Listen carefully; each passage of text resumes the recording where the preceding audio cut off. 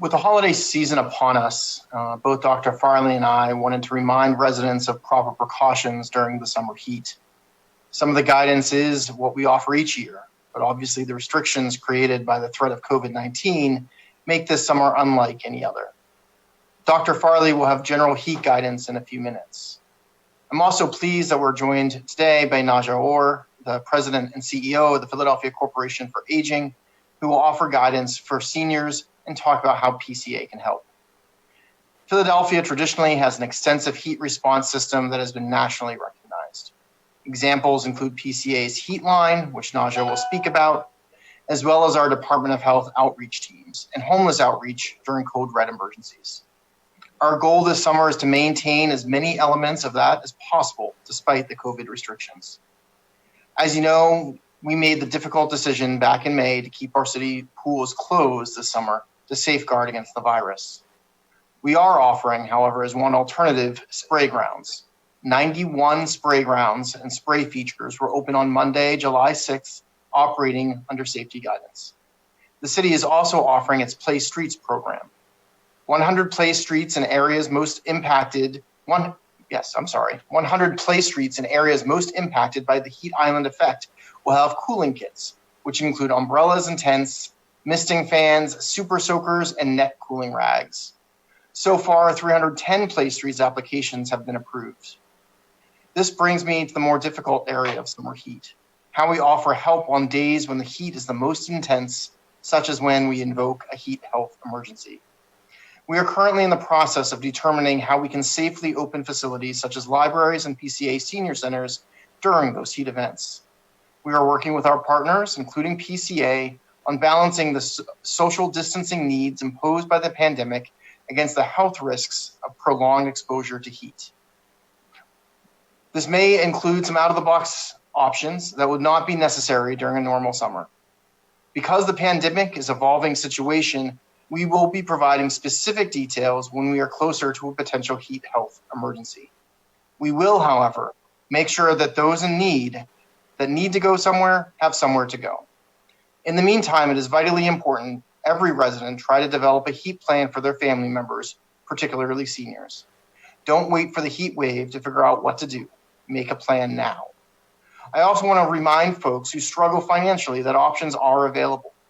Data from Philly Counts shows that among people concerned about heat, utility costs are a significant reason why they are concerned.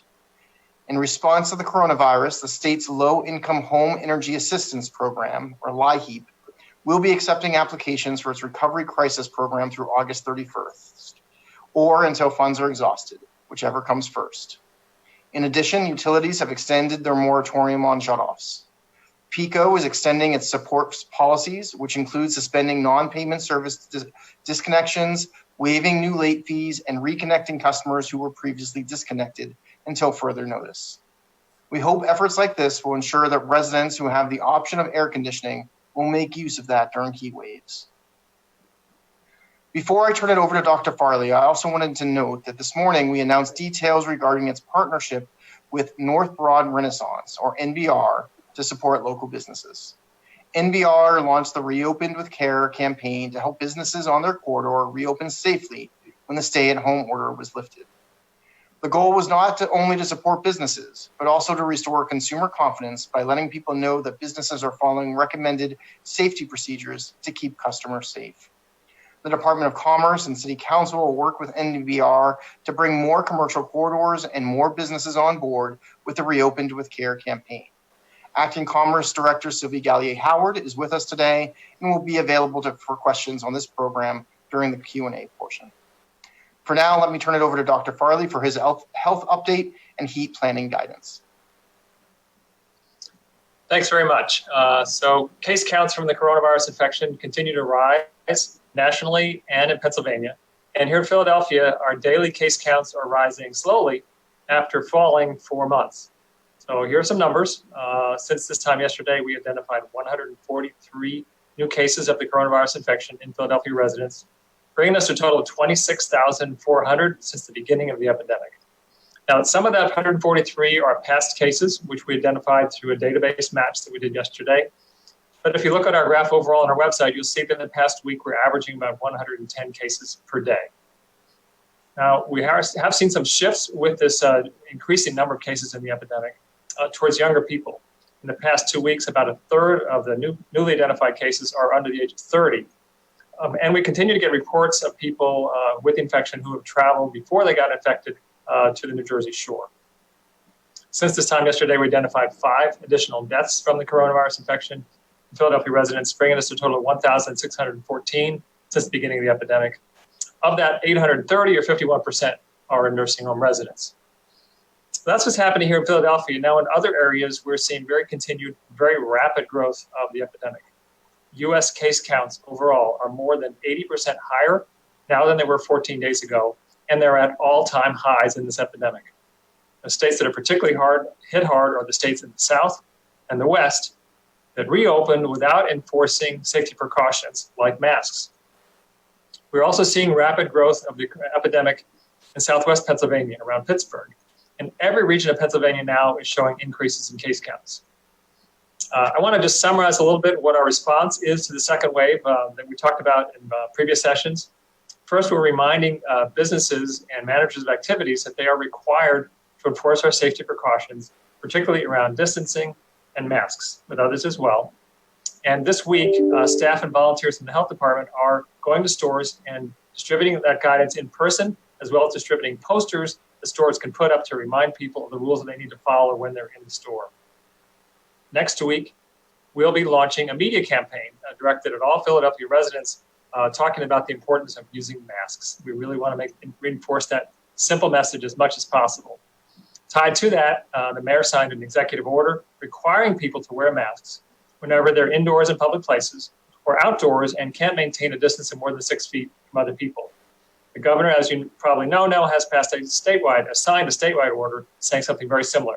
So mask use is now required in Philadelphia. It's required in the state of Pennsylvania. We announced on Tuesday that we were going to put a pause on restarting indoor dining at restaurants and indoor gyms and fitness centers because we were particularly concerned about the risks in those settings. We're reminding everybody who can continue to work remotely, continue to do so. If you can work remotely, that reduces the risk, so continue to do so. And we are recommending that people who are medically vulnerable, such as the people who are elderly or have chronic medical conditions, take extra precautions. The basic rules are stay home and don't let COVID into your house. That means having your other household members stay home as much as possible. And when you are around them, wear a mask yourself and have your household members wear a mask as well. Now, the second wave has got to be disheartening. After so much progress we've made, it has got to be frustrating to see case rates rise here as well as around the rest of the country.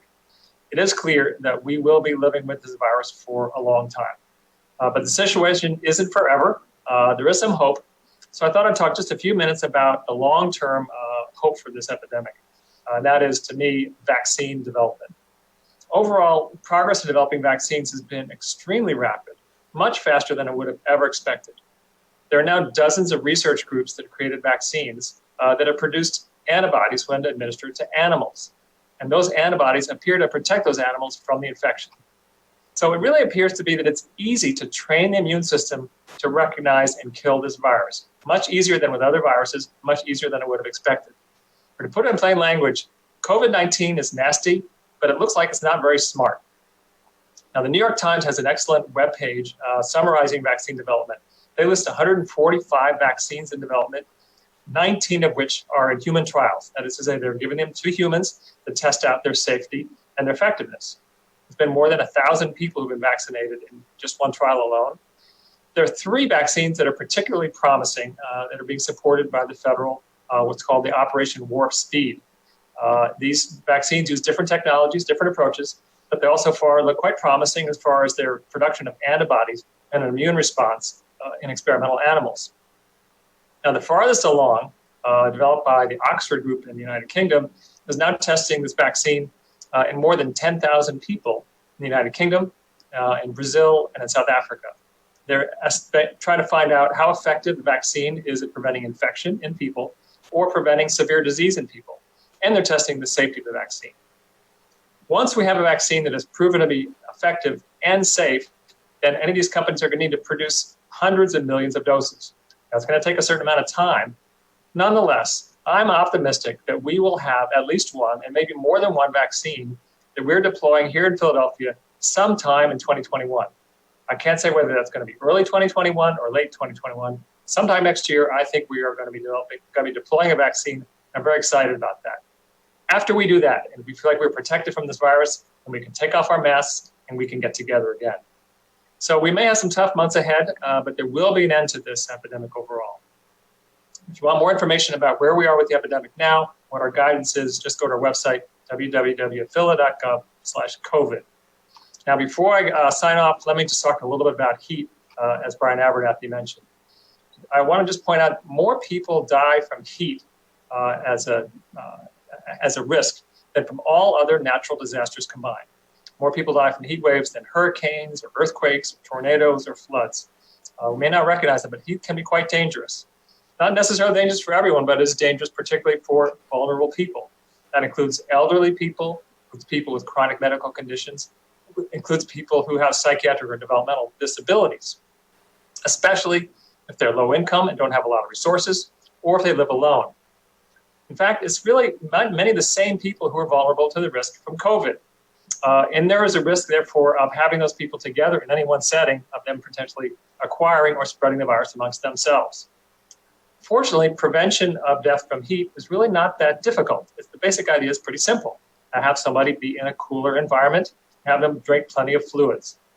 So as much as possible, we want to help people who are vulnerable stay at home safely. So that's why I want to encourage everyone in the city of Philadelphia to be prepared to check on your vulnerable relatives, check on your vulnerable friends, your neighbors, even that elderly person who lives maybe next door or down the street who you may not know well, but you're concerned about him or her. It's particularly concerning if they live alone, they have elderly, have chronic medical conditions. The way you can help is to help them get air conditioning using some of the resources that Brian just mentioned. And if they can't get air conditioning, then simply opening the windows, using fans, and drinking fluids can help people not get their temperatures get to the dangerous levels. We don't have a heat wave that's going to happen right now, but it's not too early for people to think about how they're going to do that when we do have a heat wave. It's very likely that sometime this summer we're going to need to do that. Thanks very much. Now I'll turn it over to Armando. No, actually, thank you, Dr. Farley, because we have a special guest today. Before we go to Armando, I'd like to introduce Najja Orr, who is president and CEO of the Philadelphia Corporation for Aging, who's going to be able to talk about some of the heat issues and heat guidance related to seniors. Najja? My apologies.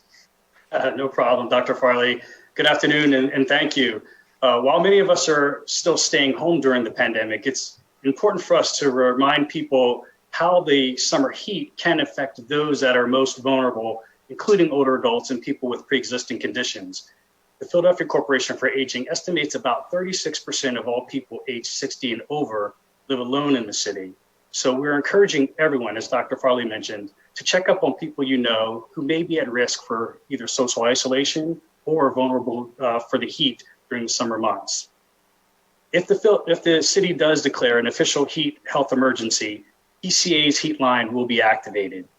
The heat line call center is operated by a team of trained staff who are available to counsel callers about what precautions to take against the heat and detecting signs of heat stress. Calls to the heat line can also be made on behalf of another person, or if there is heat-related concerns about someone in the community. When activated, the heat line is open to all Philadelphia residents and can be accessed by dialing 215-765-9040. The heat line typically runs from about 8 a.m. to about midnight each day, but the official start and end times are dictated by the heat declaration. Although our staff continue to work remote during the pandemic, PCA is fully able to operate this year's heat line remotely if needed. Calls during the state red and yellow phases, PCA followed state guidelines, putting consumers and staff safety first, and conducted many of our essential functions remote and by phone. Also, while closed for programming, our senior community centers have also been conducting regular wellness calls to new and existing members, and the congregate meal program has transitioned to grab-and-go meals. We're now reviewing and adjusting our guidelines to ensure that we continue to put safety first, assess the status of our necessary PPEs, and identify next steps for us to operate effectively and efficiently in the green phase. We continue to take the guidance from Mayor Kenney, Governor Wolf, the Department of Health, and the Department of Aging. As it pertains to tips to stay cool, we recommend a lot of the things that Dr. Farley recommended. We typically suggest avoid direct sunlight, stay in air conditioning buildings when able, and stay hydrated by drinking plenty of water throughout the day, not just when you're thirsty. We also encourage older adults to seek medical attention if you're experiencing symptoms such as fatigue or dizziness, nausea or vomiting, or confusion. We do know that there are utility assistance available to help through the summer heat. Those include stuff like LIHEAP, which was mentioned a little earlier.